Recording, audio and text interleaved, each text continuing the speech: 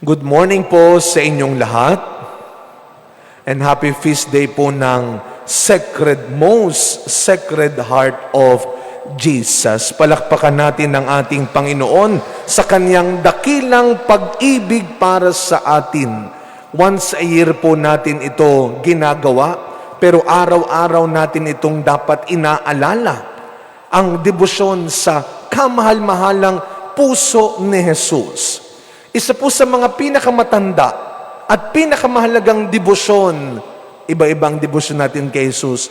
Most holy name of Jesus, the body and blood of Jesus. At ngayon po ay ang kanyang puso. Isa sa mga pinakamahalaga at pinakamatandang debosyon, ang Sacred Heart of Jesus. Happy Fiesta sa mga parokya ng Sacred Heart dito sa Mandaluyong, kay Father Rayan, mayroon. At meron din tayong mga apostolada ng panalangin, silang mga number 1 na nagpapalaganap sa mga parokya ng debosyon sa Sacred Heart of Jesus. Pero isa sa mga pinakatumatak at nagpalaganap ng debosyon na ito ay sa pamamagitan ng pagpapakita ni Jesus sa madre sa France, si Saint Margaret Mary Alacoque. Siya ay pinagpakitaan ni Jesus mula December 27, 1673 hanggang 1675. May tatlong mahalagang mensahe. Inutos ang Panginoon kay Saint Margaret. Una, ang pagtanggap ng komunyon, lalo na kapag First Friday. Yan ang unang utos ni Jesus. Tumanggap tayo ng komunyon tuwing First Friday. Of course, dapat linggo-linggo, kung kaya araw-araw. Pero lalo na First Friday. Pangalawa, ang pagkakaroon din ng oras para sa Holy Hour. Tayo po every First Friday, meron tayong Holy Hour, 4:30 ng hapon. Yan po ay tanda ng pagmamahal natin kay Jesus. Isang oras sa harap ng banal na sakramento. Kung hindi man First Friday, sa mga pagkakataon na meron tayong pwedeng ibigay na oras sa harap ng banal na sakramento.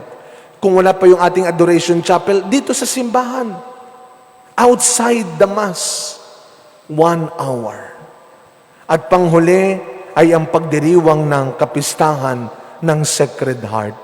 Noong pong 1675, yung huling taon ng pagpapakita ni Jesus kay Saint Margaret, may sinabi siya sa kanya.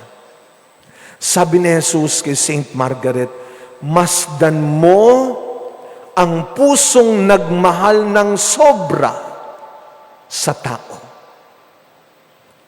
Masdan mo ang pusong nagmahal ng sobra sa tao. Pero, imbis na pasasalamat, kawalan ng pagpapalaga ang sinukli ng tao. Instead of gratitude, ungratefulness. So just imagine kung anong naramdaman ni Saint Mary Margaret. Kulang na lang sabihin niya, mga wala kayong utang na loob. Masdan ninyo ang ginawa niyo sa aking puso. Pero ganun pa man, binigyan ng 12 pangako ni Jesus ang lahat ng magkakaroon ng debosyon sa kanyang kamahal-mahalang puso. That is how the heart of Jesus loves. Ito yung sinasabi ng unang pagbasa natin ni Hoseas, na kahit sa kabila ng tila pagkalimot ng tao sa mabuting ginawa ng Diyos sa kanya, mas pinili pa rin ng Diyos na patawarin at mahalin ang tao. Ito ang puso ng Diyos. Kaya sabi ng unang pagbasa, Diyos ako, hindi ako tao. Sapagkat ang puso ng Diyos, hindi nagtatanim ng galit. Hindi naghihiganti. Ngayon, malalaman natin kung anong puso ang umiiral sa atin ngayon. Kung anong klaseng puso meron tayo ngayon, aminin natin ngayon sa harap ng Diyos. Meron bang lugar sa puso mo ngayon ang gustong maghiganti?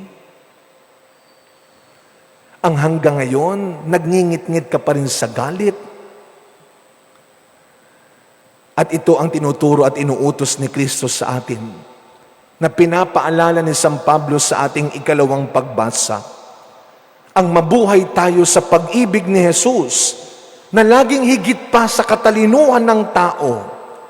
Isang buhay na handang gumawa ng tama.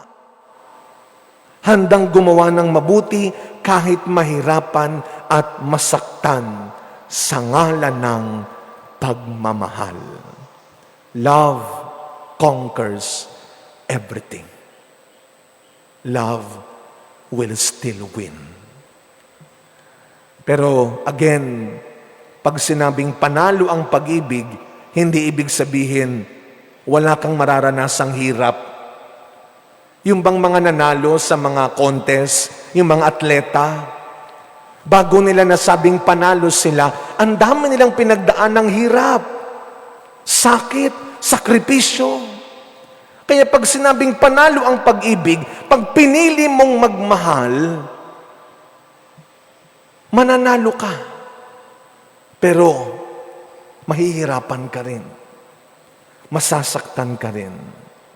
Tandaan mo ang ebanghelyo natin ngayon, kung saan tinusok ng sibat ang tagiliran ni Jesus. Dugo at tubig ang dumaloy pagsibat sa tagiliran ni Jesus. Sa larangan ng siyensa at medisina, ito yung tinatawag nating watery fluid sa palibot ng baga at puso. Pero sa ating pananampalataya, ito ay simbolo ng grasya ng sakramento ni Kristo. Tulong at awa ang dumaloy mula sa kanyang puso. Dugo, simbolo ng kaligtasan sa kanyang kamatayan. Tubig, simbolo ng buhay na walang hanggan. Ang magkaroon ng puso ni Jesus ay ang pagkakaroon ng pusong handang magmahal, handang magsakripisyo. Love and sacrifice. That is the meaning of the Sacred Heart of Jesus. It is not love or sacrifice. Alam mo ito, meron ka nito. Dahil lahat naman ng tao, ginawa ng Diyos na marunong magmahal, hindi lang marunong masaktan. Huwag lang nating basta pabayaan ang kakayahan nating gamitin ang pusong Kristiyano at hindi lang puso ng tao.